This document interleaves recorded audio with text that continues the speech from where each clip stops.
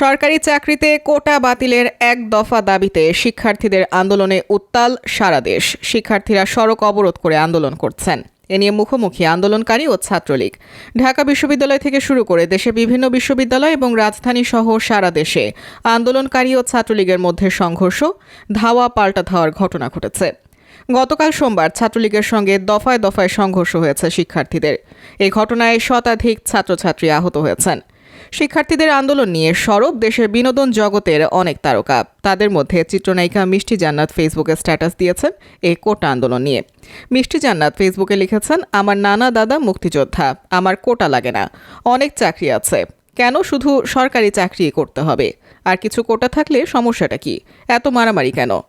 অপর এক স্ট্যাটাসে তিনি লেখেন, আপনি উচ্চতর ডিগ্রি অর্জন করেছেন কিন্তু উচ্চ কণ্ঠে অন্যায়কে অন্যায় এবং ন্যায়কে ন্যায় বলার সাহস নেই, তাহলে আপনি একটা আবর্জনা রাজাকার। বিশেষ দ্রষ্টব্য, আমি কোটা আন্দোলন নিয়ে কিছু বলিনি ভাই, আমার ব্যক্তিগত সমস্যা নিয়ে বলেছি।